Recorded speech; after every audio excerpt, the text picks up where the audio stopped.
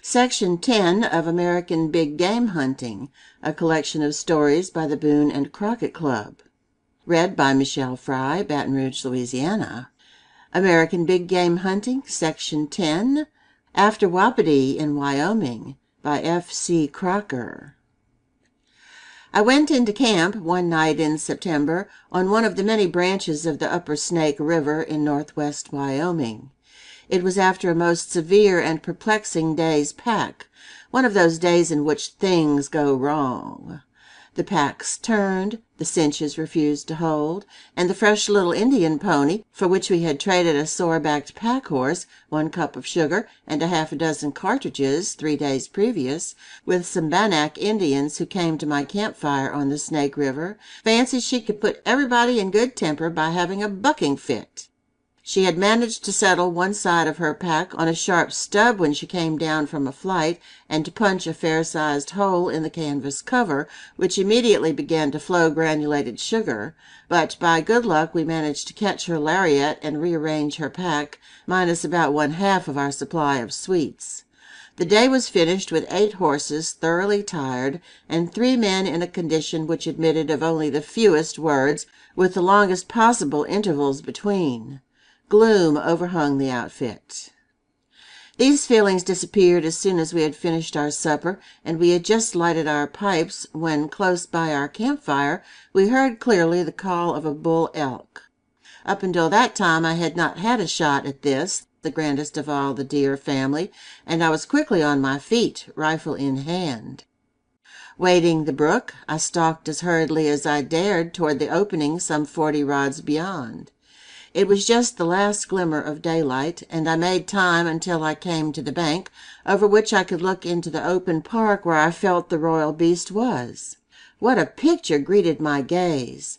The park was perhaps 400 yards across and nearly oval in shape, and from the opposite side ran out nearly to the middle a plateau some 30 feet in height.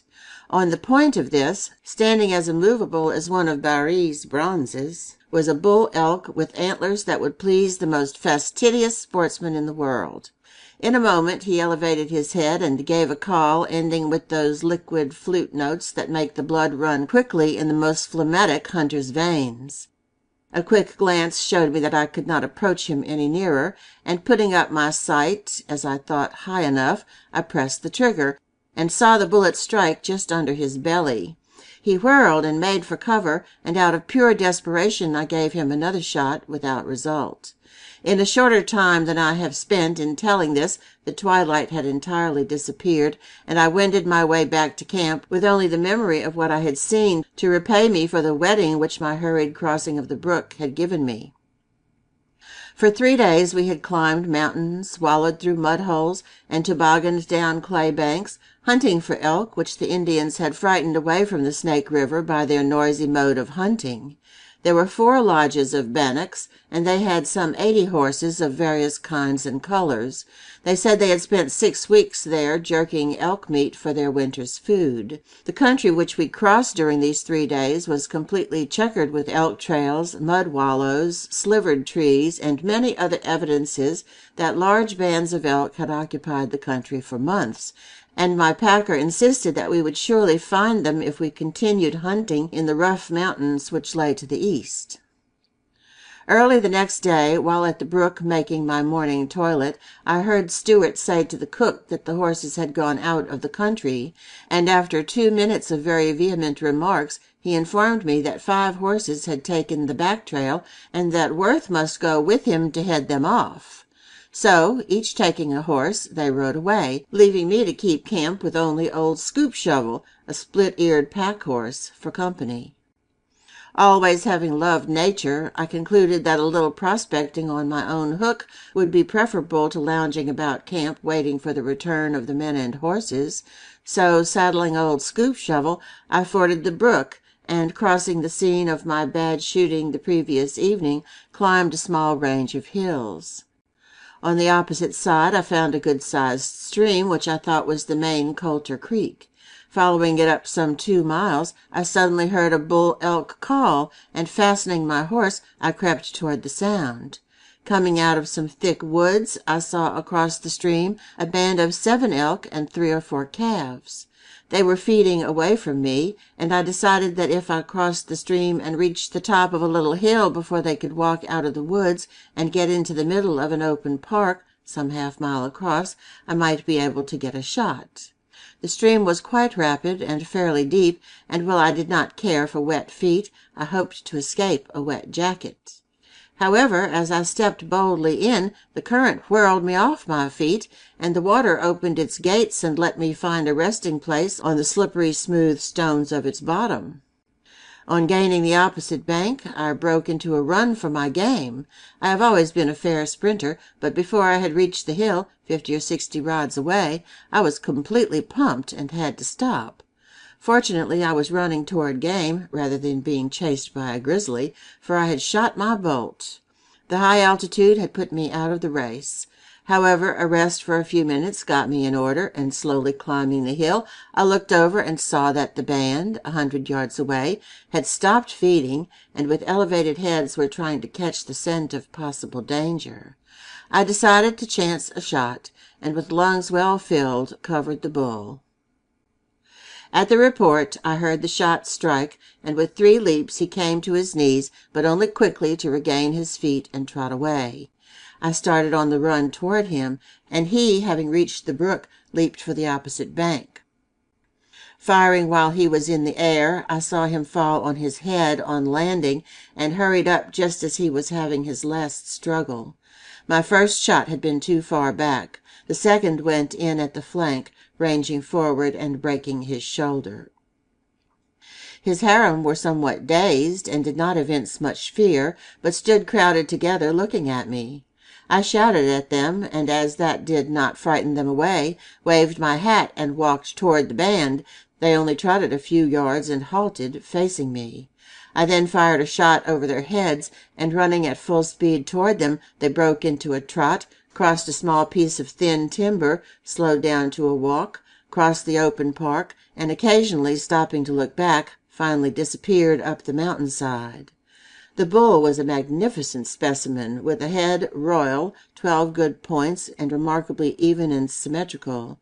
I killed other bulls with more points, but none which was in all respects so perfect as this. The next night I camped within 200 yards of this elk, and was awakened by hearing some large animal feeding on his carcass. But the night was dark, and as I was without any light but firebrands, I did not make the attempt to see if it was a grizzly, which the next day proved it to have been. I asked my packer if he wanted to go and interview the visitor. He said he had not lost any grizzlies, and we concluded that our blankets were more comfortable than the unknown quantity of a grizzly in the dark. The next day, on Pinon Mountain, hearing several bulls call from the same place, I stalked the band and counted 30-odd head, with 5 bulls in sight, all within 80 yards. With my glass, I counted the points on each head, and selecting the first, fired but 1 shot, and the bull did not go more than 20 feet before falling. I think with my repeating rifle I could have killed 3 or 4 more, but I refrained from doing so. In fact, I did not kill a cow during the trip. The band did not go far, for while skinning out this head, I could hear the bulls call within a few hundred yards down the mountainside. I spent 2 days in the little park at the foot of Pinon Mountain, and saw and heard a great many elk, in bands of 3 to 30, but refrained from shooting. Bear signs were fairly abundant, but I did not see a single live bear then. Later, I saw a fine one inside the Yellowstone Park line, and as I had promised Captain Harris I would not shoot inside the park, I told the bear to move on, which he did at a particularly slow pace. This was a black bear. Possibly a grizzly would have been more neighborly. I enjoyed one triumph over my men, who, with the usual freedom of Westerners, had dubbed me Pilgrim. Stewart, in particular, fancied a man from the East could not teach him anything regarding sport. One Sunday morning he said he would go out and catch a string of trout, that we might have a change of diet. He spent an hour and a half at the brook, and returned with 1 small Rocky Mountain trout, about 4 inches in length, saying there were plenty of trout, but they were so wild he could not catch them. I had noticed on crossing the brook that the fish would run for a hiding place, being easily frightened. So after he had exhausted all his art, I said I would try them. With a fishing pole, a brown hackle, and a bit of elk meat on the point of the hook, I crawled through the grass, and without showing myself, snapped my fly onto the water, felt a pull, and whisked out a trout.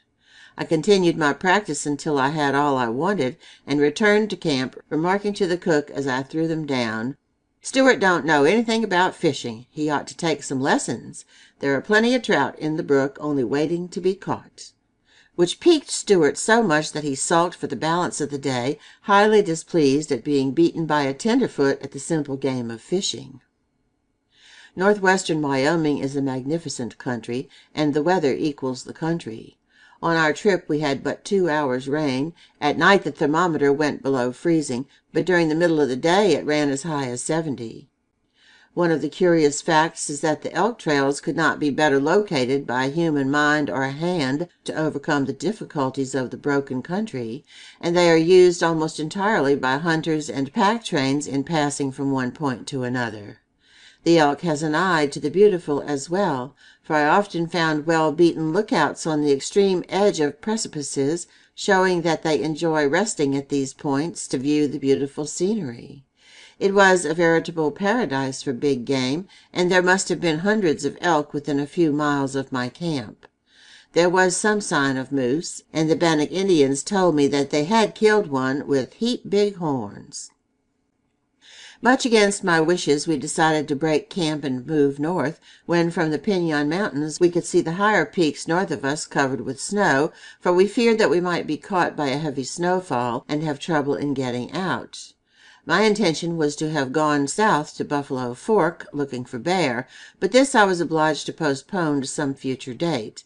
So we bade goodbye to the charming little park where we were camped and journeyed north, lowering our altitude many hundred feet as we dropped down on the headwaters of the next creek.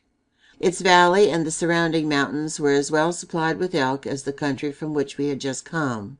I saw bear signs quite frequently, and many of them fresh, but I did not spend much time looking for the animal, as I found the usual and most successful way was to bait with an elk carcass and watch through the day, hoping that a bear would scent the bait and come to feed on the flesh. This is slow business, and I preferred more activity. One night I distinctly heard the cry of a mountain lion or a panther several times. Going up Snake River, I passed within the boundaries of the park and camped one night close by a little pond just under Mount Sheridan, some 2 miles south of Heart Lake. As I was eating my supper, half an hour before sunset, a fine band of elk came out on the mossy shores of the pond and frisked and played for some time. The old bull would hook and prod the cows and occasionally call, getting answers from nearly every point of the compass.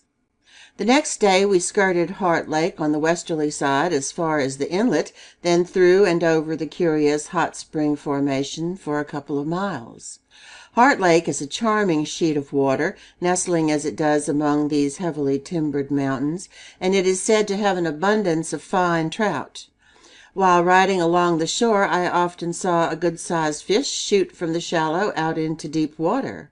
There were a great many ducks and geese in and about the inlet, and one flock of geese offered a most tempting shot. My pack from Heart Lake to the hot springs on the shores of the Yellowstone Lake was very tedious, as we found no drinking water on the trail. The day was warm, and I looked forward to my arrival at Yellowstone Lake with anticipated pleasure in the drink of spring water which I was to have that night. But on arriving I found the spring dried up and nothing but lake water to drink.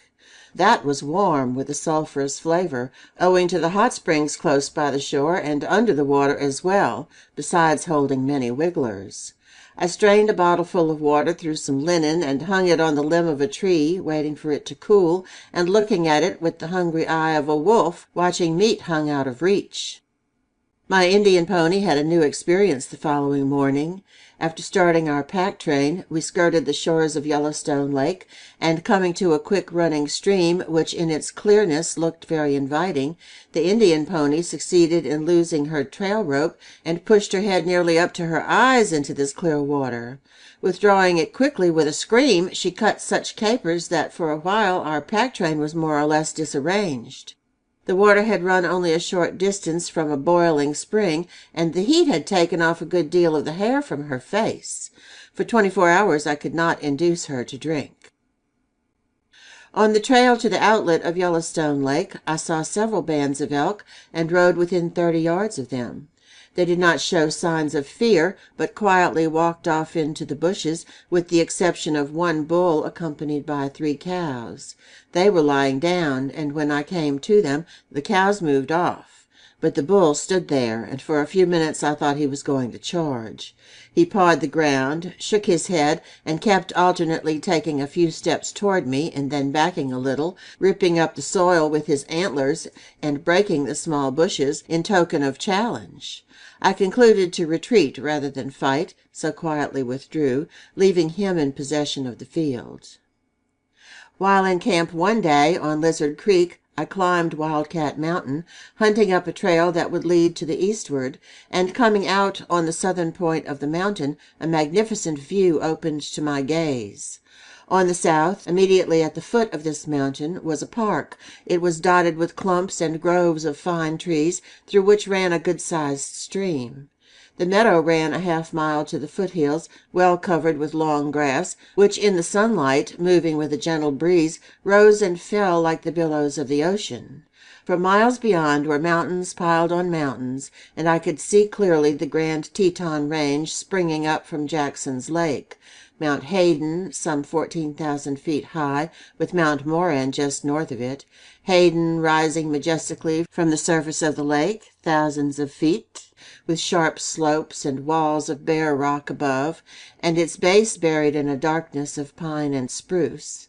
Their snow-covered summits and immense glaciers must impress any beholder with a strong sense of sublimity. It is said that on the summit of one of the Tetons there is an enclosure made of rocks several feet in height. Built by what long-vanished and forgotten race of builders, no man will ever know. End of section 10.